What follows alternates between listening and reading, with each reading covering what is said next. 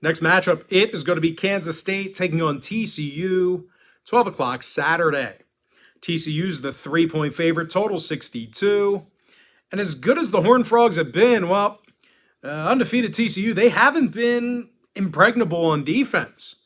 These guys are 74th in the country in total yards allowed. This D is also giving up nearly 150 yards a game on the ground. They're facing one of the better rushing teams in the country in Kansas State. These guys are gaining over 210 yards a game on the ground, and they have a top 20 rushing offense. Now, Deuce Vaughn, he's just 5 yards shy of 1,300 for the year. He's also gaining nearly 5.5 yards a carry. When it comes to defensive play, Felix Anudike Uzoma has 7.5 sacks on the year and a couple of forced fumbles. Now, no real shock here, guys. The Wildcats are allowing only 19 points a game on defense. When it comes to the total, K-State went 6-3 to the over in their last 9. Meanwhile, TCU went 60% to the over in their last 10. I'm going to lean toward Kansas State +3 over 62. Next matchup, Toledo taking on Ohio, 12 o'clock East. The Toledo Rockets are -2, totals 55. And the reason why Toledo's favored in this one is the injury to Ohio's starting quarterback. And of course, that is Curtis Rourke.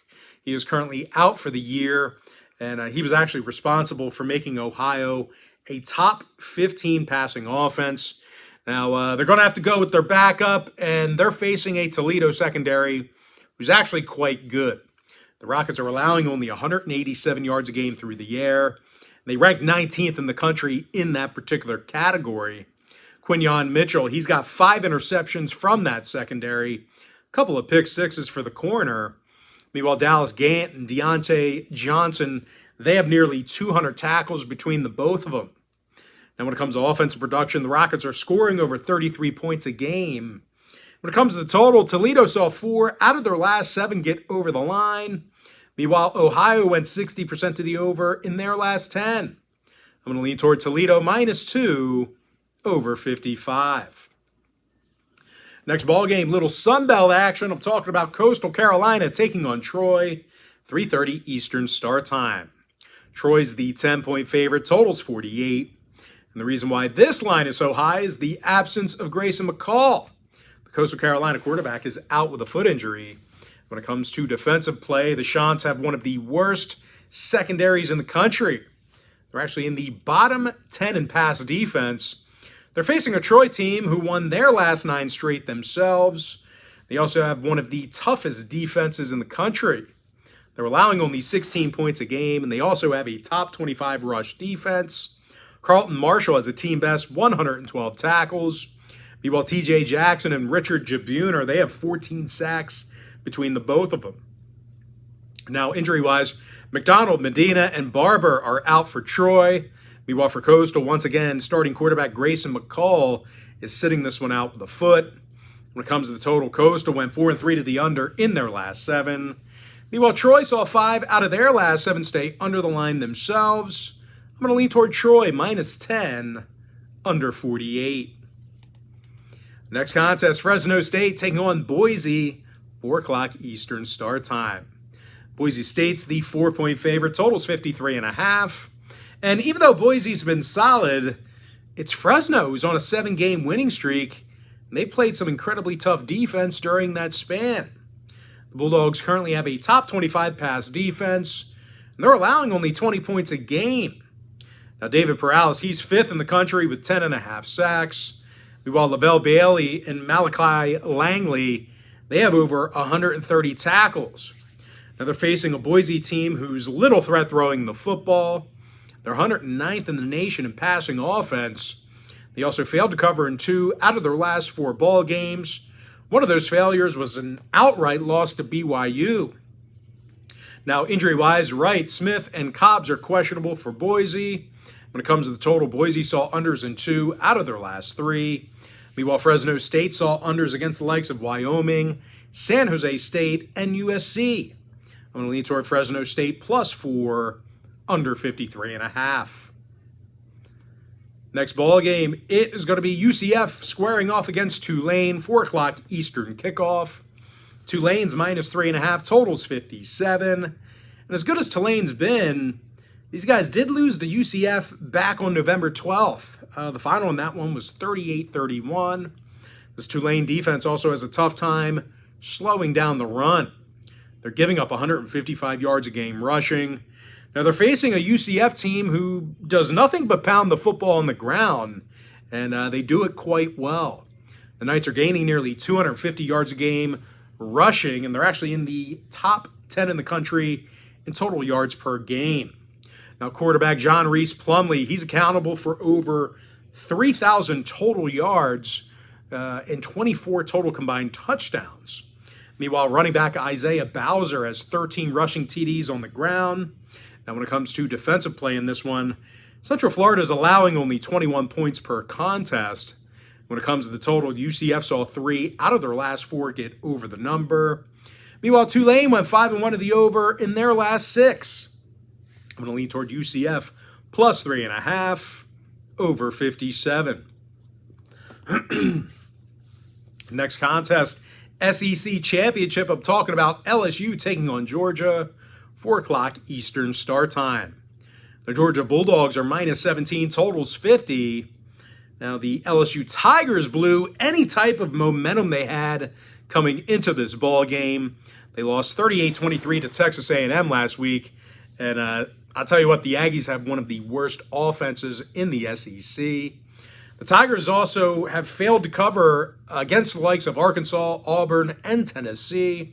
And that Tennessee game was a 40-13 outright loss. Now they're facing an undefeated Georgia program who probably doesn't really even need to win the game to get into the playoff, but they've been playing so well lately, really tough to see them doing anything wrong here. They're leading the nation in rush defense and fewest points allowed. Malachi Starks and Jamin Dumas Johnson, they have nearly 120 tackles combined. When it comes to offensive production, the Bulldogs are averaging over 38 points a game, and they're in the top 10 in total yards. Now, when it comes to the number, Georgia went 60% to the under in their last 10. Meanwhile, LSU is going to have a tough time moving the football themselves. They also saw unders against the likes of Arkansas, Tennessee, and Auburn. I'm going to lean toward Georgia, minus 17, under 50. Next matchup, Clemson, UNC, 8 o'clock East. The Clemson Tigers are minus 8, total 63. Now, the Tigers haven't been a great covering team this year. They failed to cover in 3 out of their last 5. And that includes outright losses to Notre Dame and South Carolina. Now, the Tigers also killed any type of momentum or chance of getting into the college football playoff. They went into last week's contest with South Carolina with just 1 loss in the year, the ACC championship ahead of them, and the possibility of other highly ranked teams losing, which actually happened. So they got the help they needed. All they had to do was take care of business, and they didn't. Now, offensively, Clemson really, they haven't been a huge threat throwing the football. They're 86th in passing offense. When it comes to defensive play, as good as they've been, they've had several issues with their secondary. Now, they're facing a North Carolina team who throws for over 320 yards a game themselves, and they're led by Drake May, who's 4th in the country in passing yards. Drake's thrown for over 3,800 yards this year. He ranks 4th with 35 touchdown passes, and that's 4th in the nation. Meanwhile, wide receivers Josh Downs and Antoine Green, they've combined for nearly 1,700 yards receiving between the both of them.